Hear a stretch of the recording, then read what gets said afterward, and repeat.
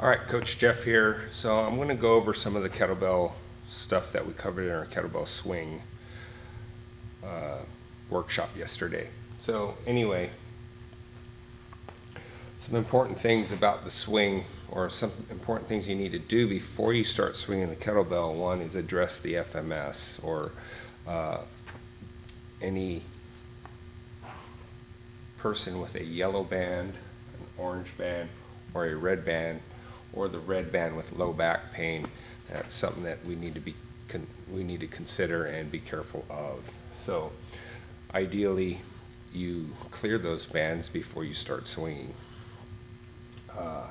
I would also use those corrective exercises that we assign to those movement patterns to help, one, cool down after you get done with your swing workout, or use them as a prep for your swing workout. So with the yellow band, you're going to do your band leg lowering. With the rotary stability, you're going to do your bent knee T. I'm not going to cover those here. You guys should know what they are. And then for the red band, or the trunk stability push-up, you're going to do hands elevated push-ups or lower rolling. That's typically the case. So once you do that, you can do some patterning. I'm going to run over and grab a PVC, which I forgot. So I'm going to get that and show you what the patterning is about.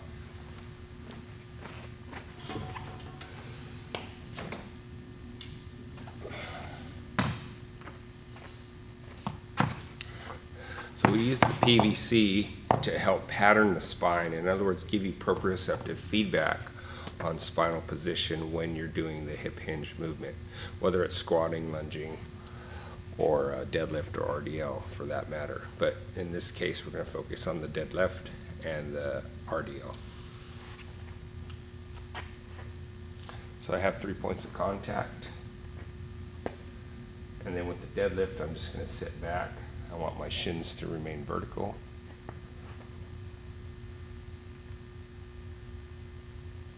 And as you can see, I maintain neutral spine, 3 points of contact, my head, T-spine, and then sacrum. In the RDL, which is a pure hip hinge, knees are in a slightly bent but fixed state. The hinge happens at the hip.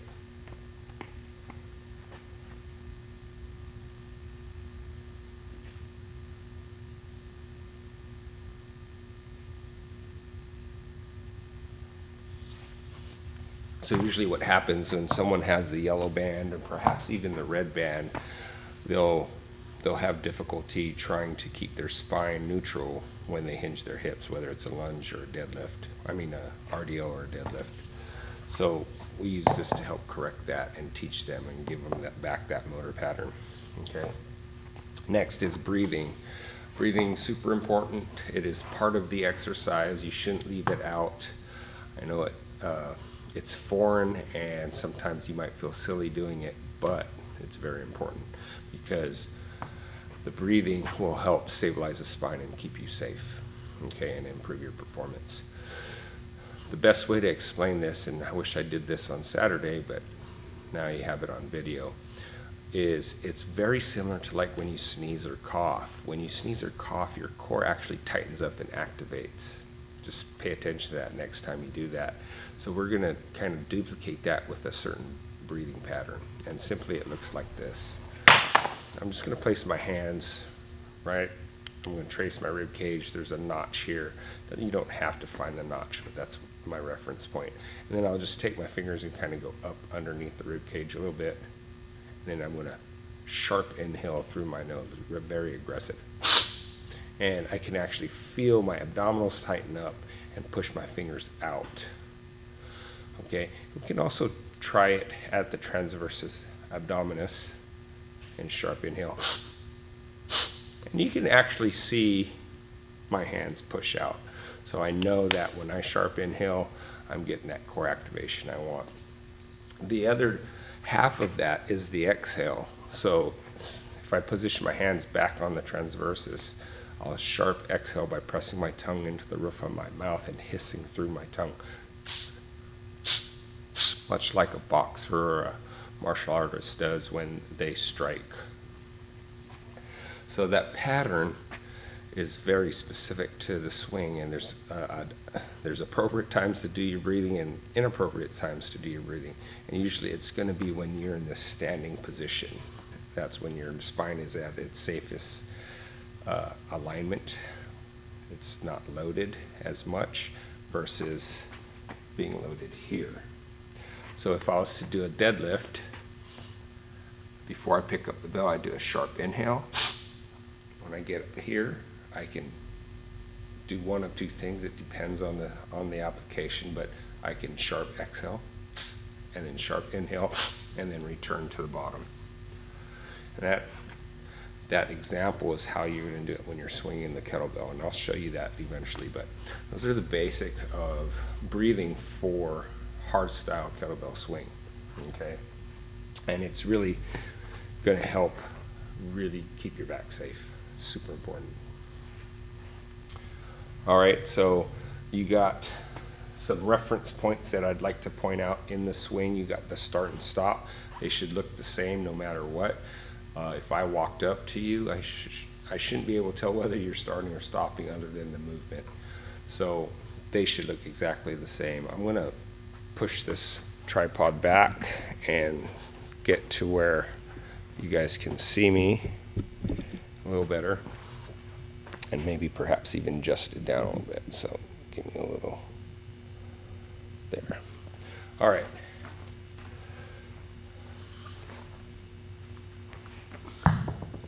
So start and stop. You're, I don't know, a few inches back behind the kettlebell. Let's get that kettlebell in the picture.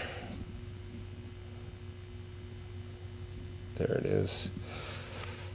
Okay. And my back is straight. So when I pick it up, it automatically starts to move back. Okay, so that's important. You're kind of preloading that kettlebell to swing back automatically. So this is your start position. I'm going to sharp inhale, lift it up, stand, and then just repeat. Then my stop is simply basically the same thing as the start. Okay, so I'll do a start and stop one more time for you.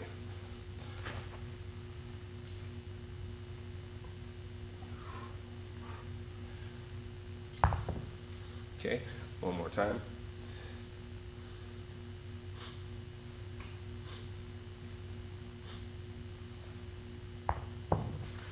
Okay, so that's that. Now the two other endpoints is the top of your swing when you're standing upright, and then the back swing. So when you back swing, the kettlebell should be right in your crotch. Your wrist is going to hit the inguinal crease. Kettlebell's high. The kettlebell shouldn't be down here below your knees. It should be up high. And if you're swinging the bell properly,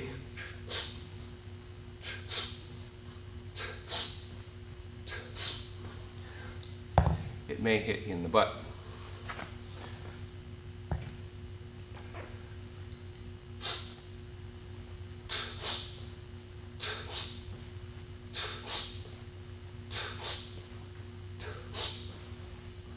And if you notice, I was doing the proper breathing pattern then. So it was when I was in the standing position. When you're standing, tall vertical posture. So you got two straight lines, the tall vertical posture of your spine, and then your arms straight out. Your arms should be relaxed grip. You're not lifting with your arms, you're using your legs, your hips and legs, okay? So I'll do another demonstration of the swing.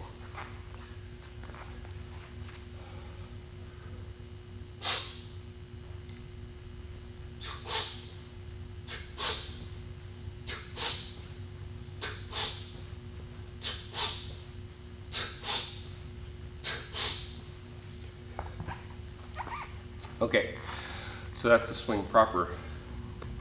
Another point I'd like to make is on the back swing, you shouldn't start hinging your hips until the kettlebell's back, close to you. So what I mean by that is, if the kettlebell's out here, you're not going to hinge here. puts a lot of stress on the spine. You're going to want to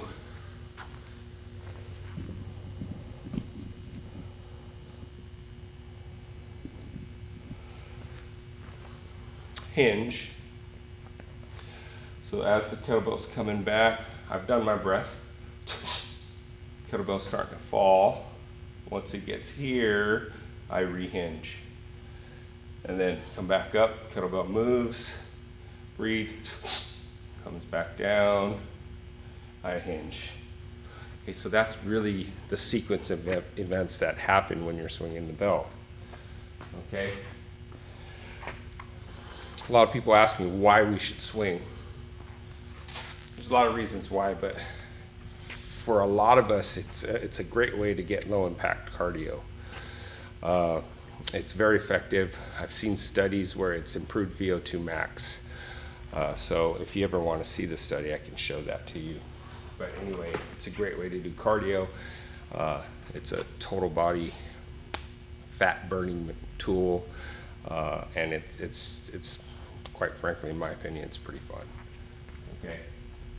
So let's talk about protocols real quick, and then I'm going to wrap this video up. It's starting to get long. So the best way to implement it when you first start learning is to do sets and reps. So that might be 3 sets of 5 to 10 reps at most.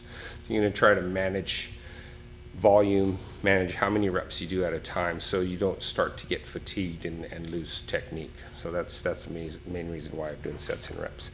And as you progress, you can do timed intervals. Maybe you might do a 1-to-1 where you're going to work for 15 seconds and then rest for 15 seconds. In some cases, I've had to modify where we're working for 15 seconds and resting for 30 or 45 seconds because we're not able to maintain proper technique because of fatigue. So you have to adjust. Your highest priority is maintaining proper form. If you start to lose technique, spinal position, you lose your breathing pattern, you should stop and end your set there so you don't hurt your back. Okay. So that's you know, you got your sets and reps, you got timed intervals, and then you can do things like rep ladders or timed ladders, and then you can also do laddering with the weight, so you can do a heavy, medium, light set, timed or repped base. So for example, I could do 5 reps of a heavy bell, do 10 reps of a moderately weight bell, and then 15 reps of a lighter bell. So you get some strength with the lower weight or lower rep heavy weight, some strength endurance, and then some high rep, maybe even more cardiovascular aspects with the higher reps. So that's the way you can program. Anyway, if you have any questions, just reach out to me, send me a text, send me an email, grab my arm in class. I'll be more than happy to help you with this. All right, you guys, hope that helps, and I will see you later.